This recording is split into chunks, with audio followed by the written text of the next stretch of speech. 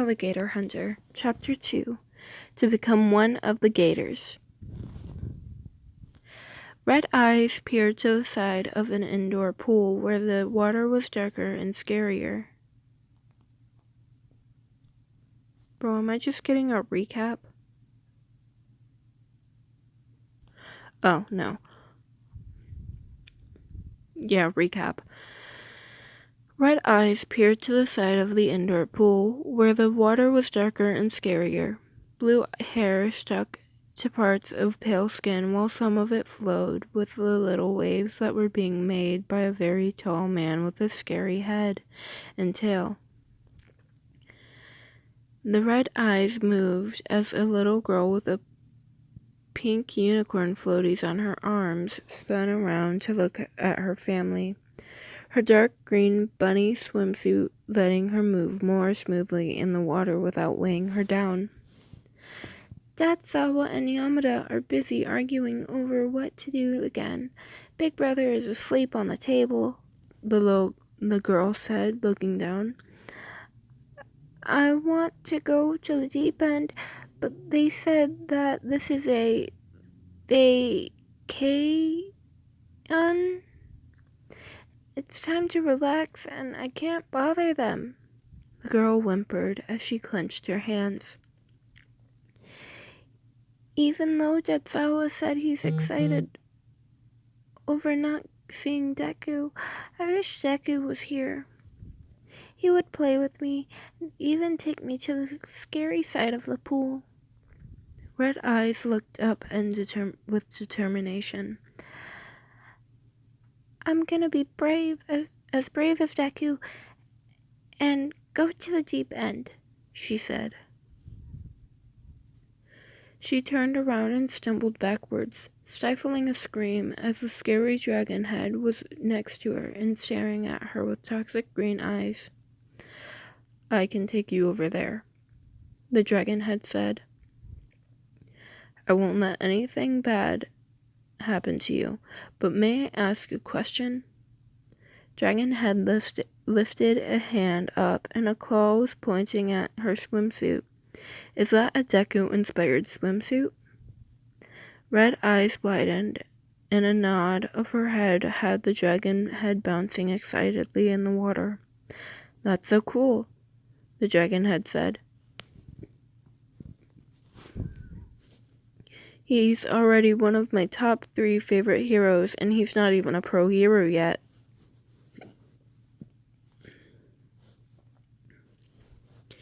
Yamada took a quick glance at the pool to make sure his daughter was still there in the shallow end having fun. He was going to join her in a few minutes, but his husband just had to complain about Midoriya within Eri's hearing range, and it made her sad. That was a no-no. The complaining can wait until she's older and can understand that just because her dad complains about a person doesn't mean that she has to quit liking them. However, his heart plummeted as Eri was not in the shallow end of the pool. In fact, she was in the 7-foot deep end of the pool. Her button nose was above the water as her cranberry eyes stared back at him. Her blue hair floating lazily in the still. She blinked. Hisashi, she's not dead. Waters. Next to her was a dark green dragon head with whose nostrils were above the water, and his toxic green eyes stared at them. Oh, Netsu, my baby girl, don't worry, I'm coming! Hizashi screamed.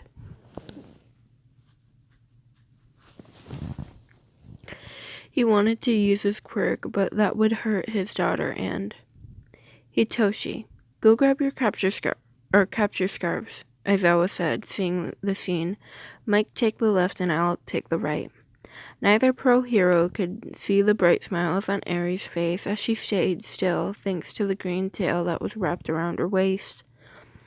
Neither pro hero or the hero in training noticed the door behind the two in the pool had opened so a familiar head of green curly hair and green eyes could enter the room. The dragon's head spun around so fast the green-haired person was still opening the door when he lifted his mouth above the water and screamed just as Eri pushed herself up over the water to scream as well. Minty, Deku. Green eyes blinked as he took in the sight. Midoriya, we are so glad to see you, Yamada said. You need to help us save Eri. Midoriya said, looking between his two teachers before looking back at the two in the pond. He held up a styrofoam cup he was carrying. Did you want your coffee in the microwave? No. Why did you get me coffee? Dragonhead said, because you're on call. Midoriya said back. Toxic green eyes narrowed. No. I'm on vacation, which I'm spending with the most beautiful woman on the planet, the fluffiest of men the world has ever seen, and my new alligator buddy. My tail raised above the water, with Eri and a clawed finger pointed at Eri. My new alligator buddy is also the prettiest unicorn in existence. Also, look at her swimsuit. It's Deku inspired. I want one. I feel very underloved by my nickname.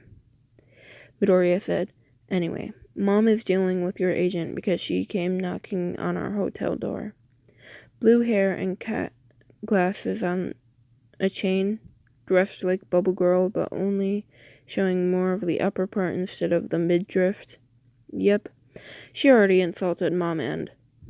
Clawed hands uncovered Eri's ears as Yamada whined before he started to take his glasses and hearing aids off. Let her perish at Inko's hands.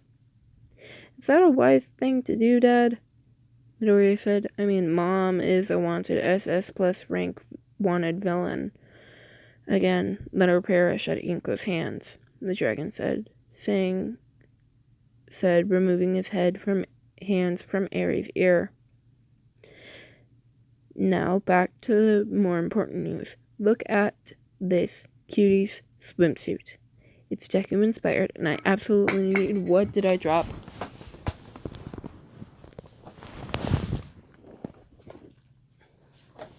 Fudge knuckles.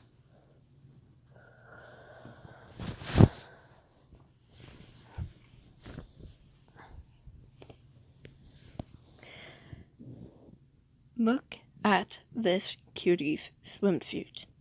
It's Deku inspired, and I absolutely need one in my life. I need all of the Deku inspired clothing in my life. Midoriya opened his mouth only for toxic green eyes to narrow at him. Do I need to pull you into the depths of the pool and teach you the ways of being an alligator again? Where am I? Oh, nice. Snap, crackle, pop, bitch. I've been up all night. It's 7 a.m.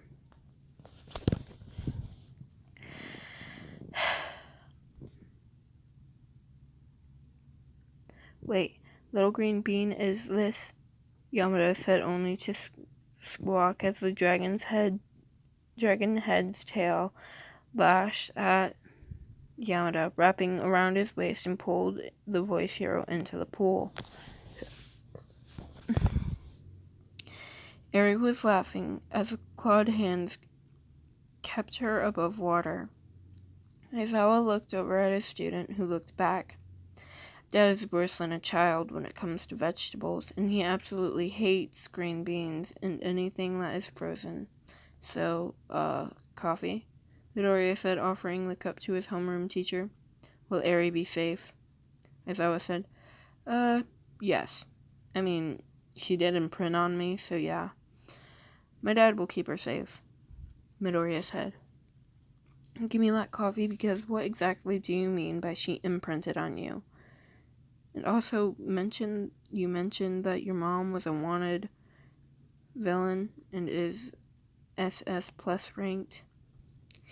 Hitoshi was currently petrified as he watched a woman who looked way too much like Midoriya's sweet mother, who makes the best katsudon and cookies using a frying pan to smack a blue-haired lady repeatedly in the face. I believe my husband is on patient and is not on call. The Midoriya look-alike, who also sounded a lot like her, said. So would you care to repeat what you said to me at the beginning? My precious and delicious knives are... Green Eyes looked up to see Hitoshi, who wished he wasn't frozen in place right now. Oh, Shinso, hello. Are you enjoying your vacation? Hey, if you see Izuku and a 8-foot-tall man with a dark green dragon head and tail, please let them know breakfast will be late, she said with a motherly smile before looking back at the other woman. Housekeeping did a terrible job, so I'm taking the trash out myself. Of course, Hitoshi said with a crack in his voice. He spun around to leave and turned the corner just as he heard, I also know 52 ways to kill you by making it look like a heart attack, and 107 new ideas to try to hopefully get the same result. Midoriya, your mom is terrifying, Hitoshi thought as he ran away.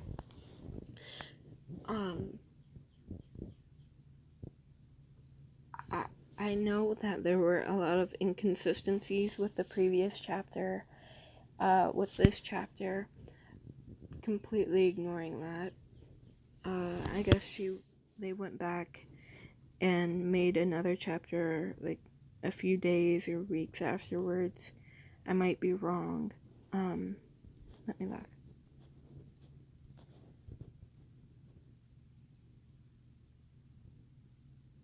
Yeah, just a few days in between each one. So, like, maybe a week tops between the first and the last, chapter of this, specific, short story. So, we're completely bypassing any inconsistencies we might see. Also, I absolutely love sassy Mama Midoriya. She's absolutely adorable. I got the marshmallows. Does anyone else eat just like straight up non-cooked s'mores when they're too lazy to make s'mores? Like, you'll have the graham crackers, the chocolate, and the marshmallow, but you'll just straight up eat the s'more without cooking it first? Just me? Okay. Thank you.